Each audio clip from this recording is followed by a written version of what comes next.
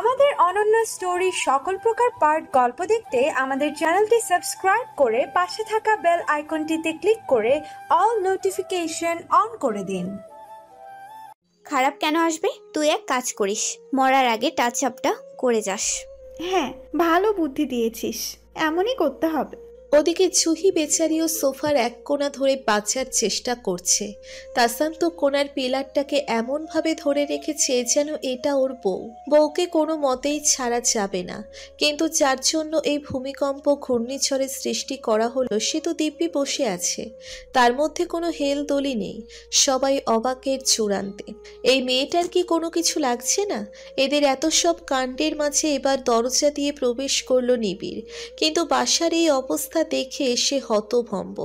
এত loud music তার কানের পর্দা ফাটিয়ে দেওয়ার জো। সে দুই হাতে কান চেপে ধরে কোনো রকমের ঝড়ের বেগ রুখে গিয়ে মিউজিক বন্ধ করে দিল। সাথে সাথে যে যেখানে ছিল সেখান থেকে ঠুস ঠুস করে নিচে পড়ে গেল। পড়ে গিয়ে সবাই যার যার ব্যথায় আর্তনাদ করে উঠল। যাক, ঝড়ের কবল থেকে রেহাই পেয়েছে তারা। নিবিড় এসব দেখে বিস্মিত গলায় বলল, কি হচ্ছে এসব? সবার এই অবস্থা কেন? নিবিড় আদ্রিতাকে দেখে ভ্রু কুঁচকে ওর কাছে গিয়ে বলল, এই, তোর কি হয়েছে? পিজাসের মতো নখ খাচ্ছিস কেন? খাবারের কি অভাব পড়েছে? সবাই ভাবল আদ্রিতা নিশ্চয়ই এবারও কিছু বলবে না, কিন্তু সবাইকে অবাকের সপ্তম আসমানে নিয়ে সেখান থেকে ঠুস করে নিচে ফেলে দেওয়ার মতো কাজ করলো। নিবিড়ের কথায় ধরপড়িয়ে উঠে দাঁড়ালো আদ্রিতা, যেন এইমাত্র ঘুম থেকে জাগনা পেল সে। ধরপড়িয়ে উঠে আমতা আমতা করে বলল, কি আর হবে, কিছুই না। বলেই সে নিবিড়ের সামনে থেকে সরে গিয়ে দ্রুত উঠে নিজের রুমে চলে গেল। এই লোকটার সামনে থাকলেই এখন কেমন যেন লাগছে ওর। আদ্রিতার কাণ্ড দেখে নিবিড় বাদে বাকি সবাই হতবাক, হতবিহ্বল, বাকরুদ্ধ। নিবিড় এবার সবার দিকে তাকিয়ে বলল, বলবে কি হয়েছে? সবাই হা হয়ে একজন আরেকজনের মুখ চাওয়াচাই করলো। তারপর সবাই একসাথে ঠাস করে নিচে পড়ে গেল। অজ্ঞান বনে গেল সবাই। আদ্রিতার প্রেমে পড়ার মাসুল সবার উপর দিয়ে গেল। বেচারা শুধু নিবিড় শুধু হতভম্বের মতো তাকিয়ে রইল। আদ্রিতার প্রেমে পড়ার রেশ কাটতে বেশি সময় লাগলো না। উল্টে তার আফসোস হচ্ছে সে আস্ত একটা দৈত্য দানবের প্রেমে পড়ে নিজের এত সুন্দর হৃদয়ের ভবিষ্যৎ অন্ধকারে ঠেলে দিল।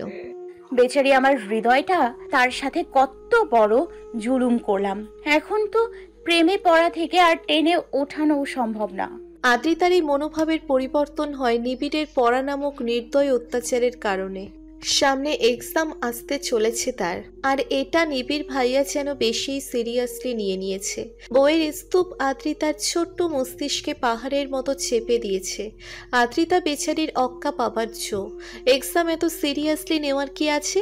এক্সামই তো, এক আসবে এক যাবে, তাই বলে নিজেকে এভাবে অত্যাচারিত কোনো মানে হয়? গত 1 ঘন্টা যাবৎ এই অত্যাচারের শিকার হচ্ছে আদ্রিতা। প্রো লেভেলের অতিষ্ঠ হয়ে গেছে সে। তার সামনের চেয়ারে বসা দৈত্য দানবকে কিভাবে বোঝাবে তার এখন মোটেও পড়াশোনার মুড নেই। মাত্র নতুন নতুন প্রেমে পড়েছে। কোথায় এলোমেলো বাতাসে শাড়ির আঁচল উড়িয়ে নিচে নিচে গান গাইবে। কিন্তু আফসোস আদ্রিতার মনের মানুষটা রোমান্টিক শাহরুখ খান না, কাঠখোট্টা বদরাগী আর একরোখা স্বভাবের দৈত্য দানব একটা। এই যে এখন কেমন লর্ড গভর্নরের মতো সামনে বসে আছে। আদ্রিতাকে পড়তে দিয়ে নিচে ওর সামনে পায়ের ওপর পা তুলে বসে, কোলের উপর ল্যাপটপ রেখে কাজ করছে। মনে হচ্ছে বিশাল রাজ্যের কোনো মহারাজ সে।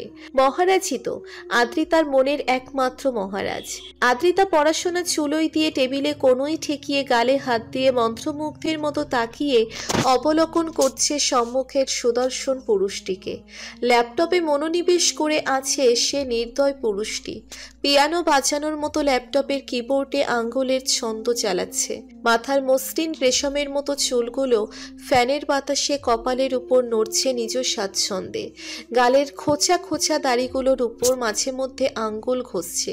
আদ্রিতা হাতে গাল ঠেকিয়ে সবকিছু গভীরভাবে পর্যবেক্ষণ করছে। তাকে দেখছে আর লম্বা লম্বা দীর্ঘশ্বাস ছাড়ছে। ভারী নিঃশ্বাস ছাড়তে ছাড়তে নিঃশ্বাসের টাঙ্কি খালি হয়ে যাবার জোগাড়। তার মনে হচ্ছে এই লোকটা তো এত সুদর্শন হয়ে ঘোর দণ্ডনীয় অপরাধ করেছে।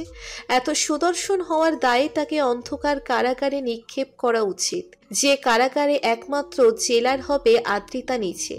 আদ্রিতা পুলিশের পোশাকে আর নিবিড় ভাইয়া তার কয়েদি। হায়, ভাবতেই কত ফ্যান্টাস্টিক ফিলিং হচ্ছে। আদ্রিতার ফ্যান্টাসি জগতের উপর এক বালতি গরম পানি ঢেলে দিল নিবিড়। আদ্রিতাকে এভাবে পড়া বাদ দিয়ে গালে হাত দিয়ে বসে থাকতে দেখে নিবিড় দাঁত চিবিয়ে ধমকে উঠে পড়ল, এই বেয়াদব, পড়া কমপ্লিট না করে এভাবে হা করে বসে আছিস কেন? কর্ণফুলী নদীর টানেলের এক্সিটটা কি তোর মুখের ভেতর দিয়ে বের করতে যাচ্ছিস? এই তুই সত্যি করে বলতো, তুই কি আদৌ মানব প্রজাতিতে পড়িস নাকি কচ্ছপ প্রজাতি থেকে উঠে এসেছিস?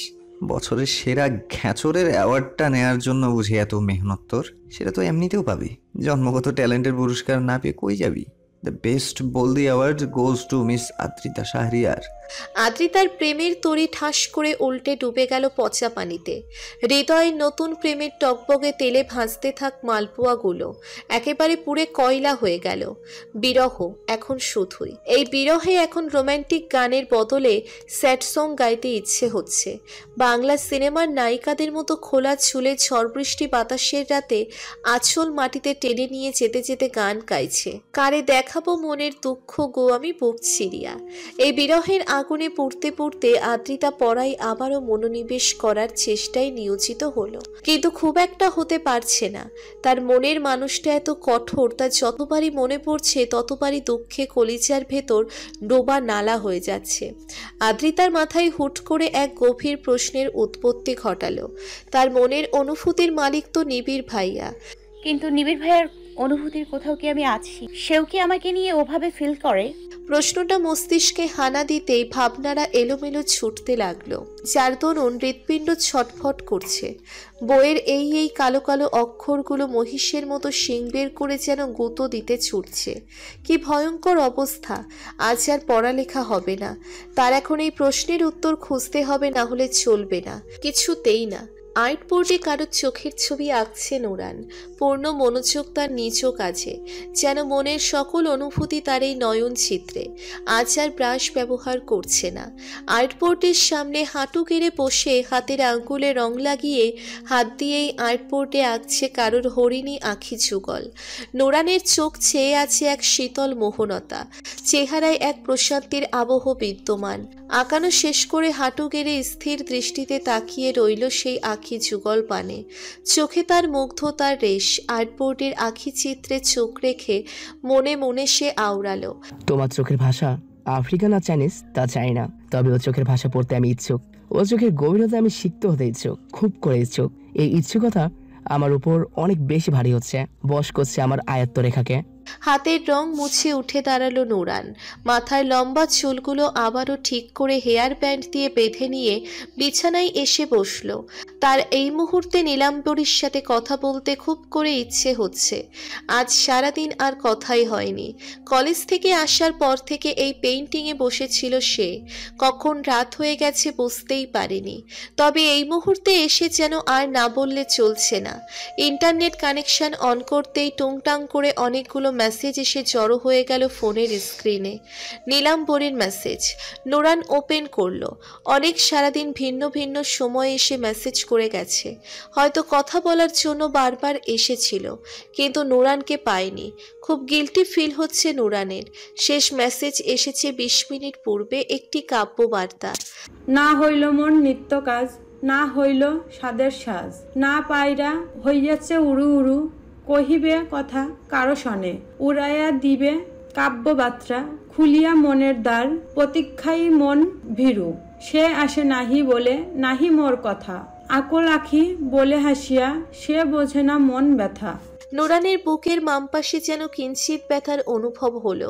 মেয়েটা নিশ্চয়ই মন খারাপ করেছে সারা দিন ওকে না পেয়ে। আজকাল মেয়েটার সব মনোভাব নুরান কেমন করে যেন বুঝে যায়। তাকে না দেখেও অনুভব করতে পারে যেন। নুরান মেসেজ করলো, দুঃখিত ভূতিজি, এই অধমকে কি ক্ষমা সুন্দর চোখে দেখা যায় না? কিছুক্ষণ পর মেসেজ সিন হলো, তবে রিপ্লাই এর জায়গায় একটা রাগ করে থাকার ইমোজি এলো। হাসলো নুরান, বুঝলো জনাবা অভিমান করেছে। সে লিখলো, আমি তো ভেবেছিলাম আপনি অনেক সুন্দরী ভূতনি হবেন, কিন্তু একে আপনি এমন নাক ফুলানো ভূতনি হবেন ভাবতেই পারিনি। You are very disappointing me. আবারও একই ইমোজি এলো। নুরান লিখলো, বেশি রাগলে নাকি নাক দিয়ে শিং বের হয়, তা কি জানেন? আমার দাদুন বলে, এজন্য তো আমি কখনো রাগি না। শিং বের হওয়ার নাক নাকি আমাকে মোটেও স্যুট করবে না, বাট আপনাকে অনেক স্যুট করবে নিশ্চয়ই। আরো ভয়ঙ্কর ভূতনি দেখাবে, আপনার ক্রাশও বাড়বে বেশি বেশি। তাই বেশি বেশি করে রাগ করুন, যত বেশি রাগ তত বড় শিং। এবার রিপ্লাই এলো, কে বলেছে আমি রাগ করেছি? আমি কখনো রাগ করি নাকি? আরে রাগ আর আমি তো দুই প্রান্তের মরু, কখনো দেখাই হয় না আমাদের। মেসেজ পড়ে সশব্দে হাসলো নুরান, মন খোলা হাসি। মেয়েটা সত্যি ওর কথায় ভয় পেয়েছে দেখে খুবই মজা লাগছে ওর। তারপর আবারও মেসেজের আদান প্রদান শুরু হলো। সময়ের সাথে যা হলো আরো প্রাণখোলা দুষ্টু মিষ্টি। চিন্তার পাতিল মাথায় নিয়ে ঘুরছে আদ্রিতা। নিবিড়ের মনের কথা কিভাবে জানবে সে? এটাই তার চিন্তার পাতিলে টকবক করে ফুটছে। নিবিড় ভাইয়ার মনোভাব বোঝা বড় কঠিন কাজ। দেখে তো মনে হয় আমাকে পছন্দের পও করে না। ধমকাতে ধমকাতে আমার ছোট্ট জানটার আচার বাড়িয়ে দেয়, যেন আমি তার বাড়া ভাতে পানি ঢেলে দিয়েছি। আমাকে ধমকানো তার সবচেয়ে ফেভারিট হবে। পারলে আদ্রিতা পাকোড়া বানিয়ে সস লাগিয়ে খেয়ে ফেলে। ভাবতেই মনে দুঃখের আটলান্টিক মহাসাগর জমে যায়। তবুও চেষ্টা তো করতেই হবে, জানতে তো হবেই। কিন্তু কিভাবে জানবে আদ্রিতা? হঠাৎ গুগল বাবার কথা মনে পড়লো আদ্রিতার। গুগল বাবা কবে কাজে লাগবে? আদ্রিতা ফটাফট গুগলে সার্চ লাগালো। কিভাবে বোঝা যাবে প্রেমিকের মনের কথা লিখে সার্চ দিল। অনেকগুলো সাজেশন এলো সাথে সাথে। আদ্রিতা এর মধ্য থেকে একটা ট্রাই করতে চাইলো। আইডিয়াটা এমন, প্রেমিকের সামনে একেবারে ভঙ্গিতে যেতে হবে, মাথায় ঘোমটা দিয়ে লাচুক লাচুক হাসতে হবে। ওভাবে দেখে যদি প্রেমিক তাকিয়ে থাকে অপলক নয়নে, তাহলে বুঝতে হবে প্রেমিক আপনাকে পছন্দ করে। আদ্রিতা এটাই ট্রাই করবে এবং প্ল্যান অনুযায়ী সে কাজে লেগে পড়ল। অনেক আগের একটা লম্বা সালোয়ার কামিজ পরে নিল। তারপর মাথায় লম্বা ঘোমটা দিয়ে নিজের কাজে লেগে পড়ল সে। নিচে এসে দেখলো তানি নিবিড়ের জন্য কফি বানাচ্ছে। আদ্রিতা সুযোগ পেয়ে গেল। সে তানির কাছ থেকে কফির মগ নিয়ে নিবিড়ের রুমে এগুলো। দরজার কাছে এসে আগে নিজেকে আবার পরিপাটি করে নিল। মাথার ঘোমটাটা আরেকটু লম্বা করে ভেতরে দরজা ঠেলে ঢুকলো। বিছানায় হেডবোর্ড পিঠ ঠেকিয়ে বসে কোলের উপর রাখা ল্যাপটপে নজর তার। আদ্রিতা হঠাৎ চেহারায় মাত্রাতিরিক্ত লজ্জার পাহাড় নামিয়ে আনলো, যেন এইমাত্র বাসর ঘরে পা দিল সে। আর তার হাতে স্বামীর জন্য দুধের গ্লাস নিয়ে যাচ্ছে। নিবিড়ের পাশে এসে দাঁড়িয়ে গলা খাকারি দিয়ে কণ্ঠস্বর লজ্জার শিরায় চুবিয়ে বলল, আপনার কফি। এইটুকু বলতেই যেন লজ্জায় একেবারে মাটির 3 স্তর নিচে চলে যাওয়ার মতো ভঙ্গিমা করছে। কিন্তু যার জন্য এত লজ্জার মা বোন করছে তারই কোনো প্রতিক্রিয়া নেই। সে নির্বিকার নিজের কাছে মত্ত থেকে বলল, রাখ। বিরক্ত হলো আদ্রিতা। একবার তাকাবে তো, না হলে এক্সপেরিমেন্ট করবে কিভাবে? তাই নিবিড়ের দৃষ্টি আকর্ষণ করতেই আদ্রিতা নরম সুরে বলল, আর কিছু লাগবে আপনার? নিবিড় একইভাবে থেকেই বলল, না। আদ্রিতা হতাশ হলো। এখন কি করবে? ভাবনা চিন্তার মাঝে সে ওখানেই দাঁড়িয়ে রইল। নিবিড় কফির কাপ হাতে নিতে নিতে আদ্রিতাকে দাঁড়িয়ে থাকতে দেখে বলল, কিরে দাঁড়িয়ে আছিস কেন? বলতে বলতে আদ্রিতার দিকে তাকাতেই ভ্রু কুঁচকে এলো তার। নিবিড়ের তাকানো দেখে আদ্রিতা তার প্ল্যানের নেক্সট লেভেল শুরু করলো। নিবিড়ের চোখ পড়েছে টের পেয়ে সে তর্জনী আঙ্গুল মুখে ঢুকিয়ে দাঁতে আঙ্গুল কামড়িয়ে লজ্জা মাখা হাসি দিতে দিতে মাটিতে উপর হয়ে যাওয়ার উপক্রম। নিবিড়ের কুচকানো ভ্রু যেন আরো ভাঁজ হয়ে গেল। সে বলল, কিরে মৃগী রোগে আক্রান্ত হয়েছিস নাকি? এমন করছিস কেন? নিবিড়ের এই নিরাশাজনক কথায় আদ্রিতার রাগ তো অনেক হলো। রাগে গরম কফিটা নিবিড়ের মাথায় ঢেলে দেওয়ারও ইচ্ছে হলো। তবে আপাতত সব মনস্কামনায় সাইডে রেখে নিজের প্ল্যানে ফোকাস করলো। নিবিড়ের কথায় রাগার পরিবর্তে আদ্রিতা মুখের উপর হাত রেখে হি হি করে লজ্জার 14 গোষ্ঠী ডেকে এনে লাজুক হাসার ভঙ্গি করতে করতে মাথা নুইয়ে ফেলল। যেন তার নতুন বিয়ে করা স্বামী তাকে কোনো মজার কথা বলেছে। আর চোখে তাকিয়ে দেখলো নিবিড় কেমন অদ্ভুত দৃষ্টিতে ওর দিকে তাকিয়ে আছে। আদ্রিতা মনে মনে খুশিতে লাফাতে লাগলো। তার প্ল্যান কাজ করছে।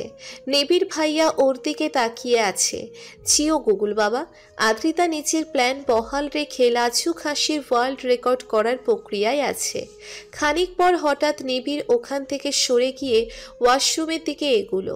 নিবিড় যেতেই আদ্রিতা ব্রেক ড্যান্স শুরু করে দিল। হাই, তার প্ল্যান কাজ করেছে।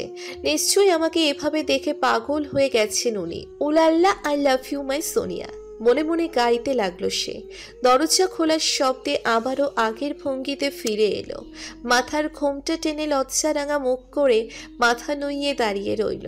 হঠাৎ মাথার উপর ছপাত করে পানি ঢেলে পড়ায় ধরপড়িয়ে কেঁপে লাফিয়ে উঠল আদ্রিতা। আচমকা কি হলো সে কিছুই বুঝে ওঠার সময় পেল না। শুধু সামনে বালতি হাতে নিবিড় ভাইয়াকে দাঁড়িয়ে থাকতে দেখল সে। বিস্ময়ে হতভম্ব চোখে তাকিয়ে রইল নিবিড়ের দিকে। নিবিড় বলে উঠল, এখন নিশ্চয়ই যে গাঁজা খেয়েছিলি তার নেশা কেটে যাবে। না কেটে থাকলে বল, আরেক বালতি নিয়ে আসি। তা না চাইলে এক্ষুনি রুমে গিয়ে নিজের বলদি মার্কা লুক ঠিক করবি। আর যদি ফের সব দেখেছি তো সোজা নদীতে গিয়ে ছুঁড়ে ফেলে দিয়ে আসবো। আদ্রিতা হতাশ দুঃখী মনে বেরিয়ে এলো নিবিড়ের রুম থেকে। ব্যাকগ্রাউন্ডে যেন গান বাজছে, সানসে ছুটুটে কই সাপনা।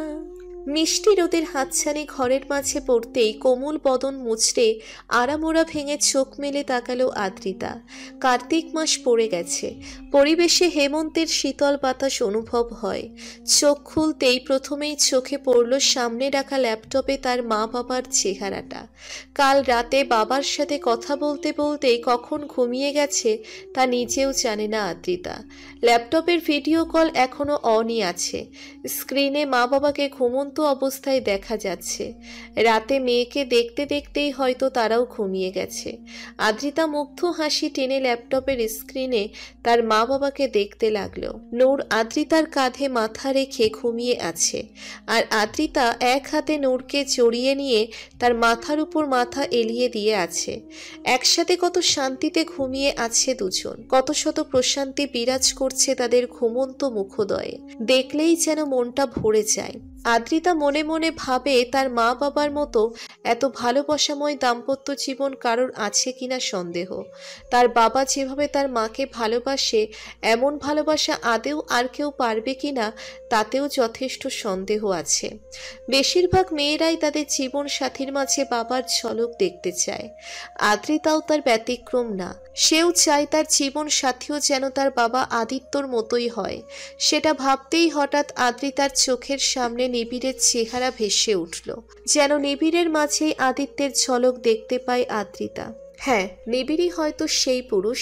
সেদিনের কথা মনে পড়তেই আনমনে হাসে আদ্রিতা। নিবিড়ের মনের কথা জানতে কি বোকামি করেছিল সে। 15 দিন পূর্বে সেই কথা ভেবে এখন হাসি পায় তার।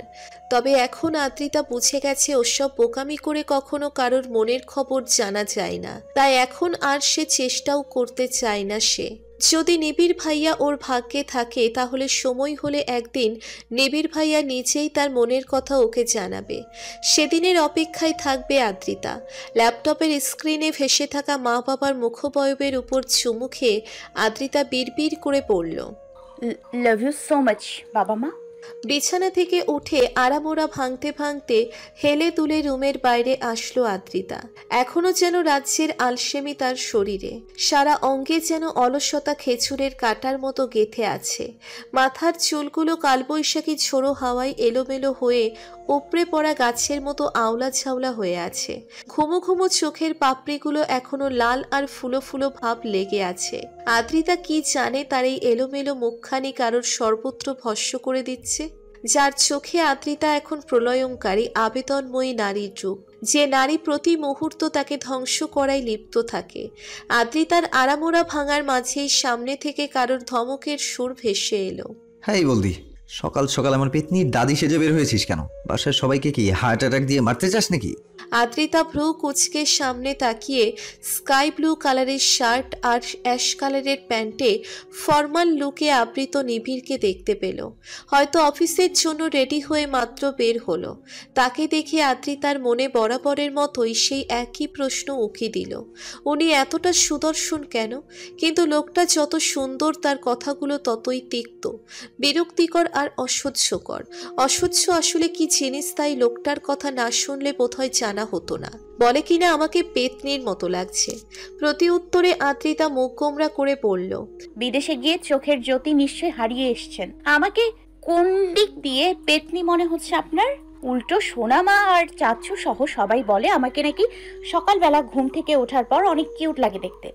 আদ্রিতার সগর্বপূর্ণ কথা শুনে নিবিড় যেন মজা পেল খুব, যার দরুন হাসলো কিছুটা। কদম অগ্রসর করে এগিয়ে এলো আদ্রিতার কাছাকাছি। আদ্রিতার মুখপানে তীক্ষ্ণ পূর্ণ দৃষ্টি রেখে বলল, মা বাবা তো তোর মন রাখতে এসব বলে, আর এই সামান্য জিনিসটাই বুঝতে না পারার মতো বলদি হলো তুই। না হলে কিউট, আর তুই কিউট শব্দটার আবিষ্কারই নিজের আবিষ্কারের এমন অপপ্রচার দেখে নির্ঘাত ফিনাইল সেবন করে মরে যাবে। আর একজন সচেতন ব্যক্তি হিসেবে একজন আবিষ্কারকে এভাবে মৃত্যু মুখে যেতে দিতে পারি না। তাই আজকের পর এমন ভয়ঙ্কর পেতনির রূপ ধরে আর কখনো সামনে আসবি না। বাসায় বাচ্চা বৃদ্ধ দুটোই আছে, আতঙ্কে হার্ট অ্যাটাক খেয়ে বসবে। রাগে আদ্রিতার দাঁত কিরমিরিয়ে এলো। নিবিড় নামক এই বান্দাটাকে উগান্ডায় ছুঁড়ে মারার তীব্র বাসনাও জাগছে। রাগে দাঁতে দাঁত চেপে বলল,